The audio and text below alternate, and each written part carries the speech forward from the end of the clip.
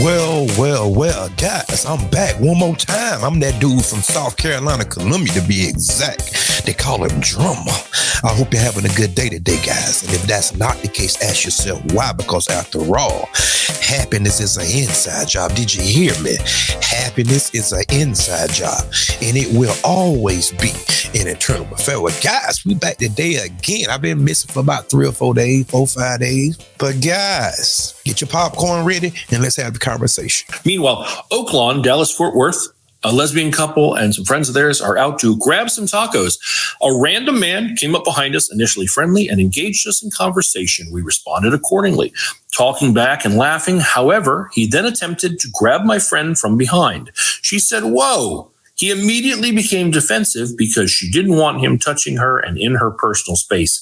He said he's in the mafia and we needed to watch out. It's essential to acknowledge that touching strangers without their consent is unacceptable, and becoming this offended when they decline is unwarranted.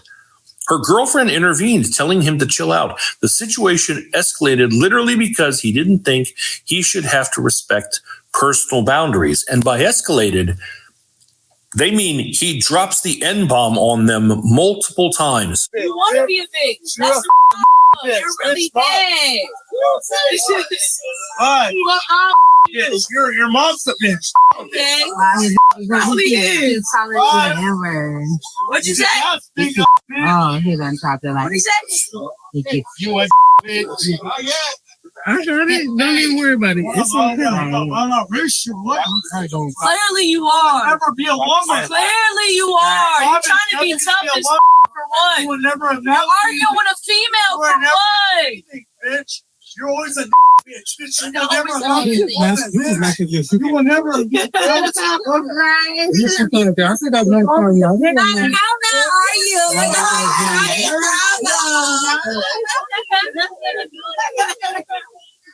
He's upset because he's missed.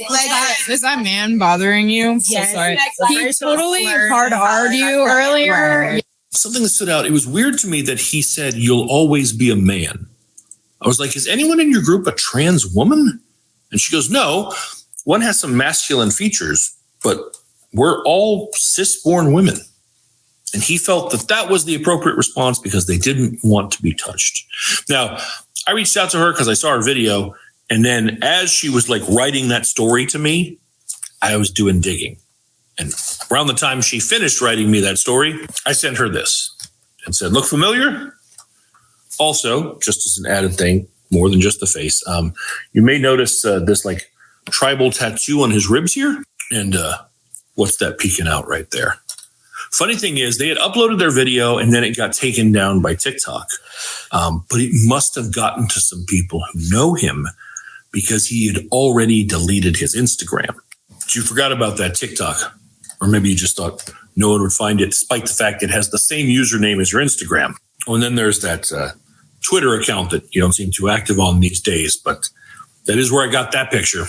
And even though you deleted that Instagram, it still comes up in searches, and your Instagram just happened to have your full name on it. Isn't that right, Manny Barajas, newly licensed cosmetologist? At least you were newly licensed when you set up this LinkedIn. I'm wondering, do you still work here at this place in San Diego? Is that still your employer, or have you moved on from that job because you're just so charming and engaging? You know, Manny, I'm not sure why the black men who were sitting there were comfortable with you using that language and speaking that way toward black women.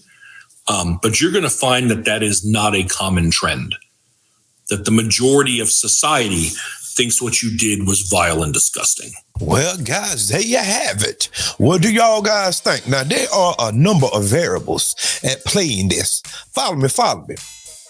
Because I went through the comment section, and because I like to see the inner workings of people's minds and see exactly where people are. Check people temperature, so to speak, if you will. A lot of people saying that those black men sitting there was of the LGBTQ persuasion. And that may as well be why they felt the need that it was okay or what have you. Many people think the guy using all the racial epithets was somewhat a bisexual man as well. Now, that's one thing. The other thing is some black men are saying in the comment section that ladies want to be independent. Let them fend for themselves. That's what some of them are saying. I'm just bringing the news now. Don't get upset with me and be all in my comment section because I will block you because I don't need you anyway. Now, if you want to be civilized and have the conversation, that's fine. But don't be in there spamming and doing all this foolishness now. Because I got a boot up on my foot today, okay? So they saying that since you want to be independent, handle your own way, make your own way, fend for yourself, all right? And then tertiary, third, people are saying that black men are weak and they spineless and all of that. Now, in my humble opinion, watching the video many times over, and from my assessment, those black men did look kind of sus, if you will. It looked like they mannerism, and all that those stuff. Yeah, he kind of shaky, like a leaf in the middle of fall. Yep. He kind of shaky. They kind of shaky. Them. Oh, excuse me. Because I don't want to mess up nobody's pronouns now. All right. So that could be the case. That gentleman felt comfortable enough to spew out obscenities, racial epithets in the presence of those black men. That's a problem. That's a problem. Listen at me. That's a problem within itself. Simply because he felt like he could get away with it. And as you can see on the video, he did get away with it. Those guys should have checked them.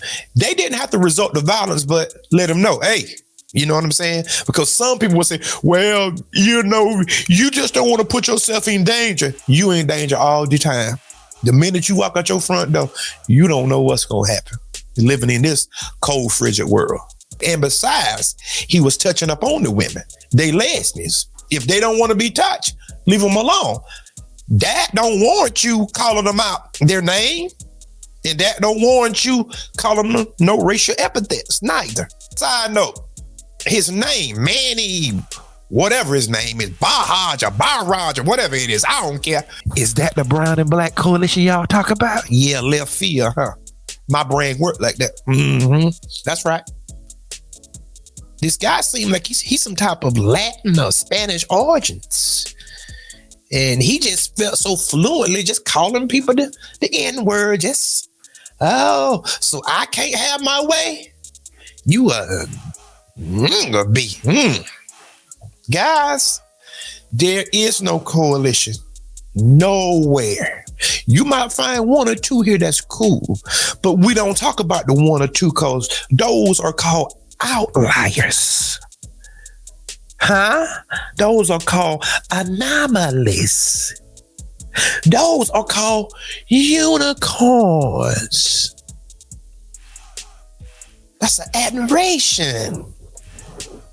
That's not of the norm. Normally, it's this way.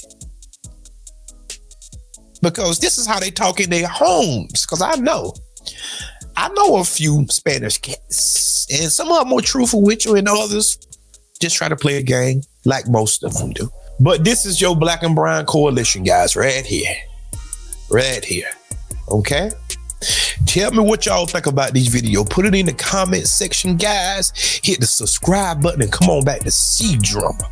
All right? And until next time, peace. And remember, there is no Black and Brown Coalition.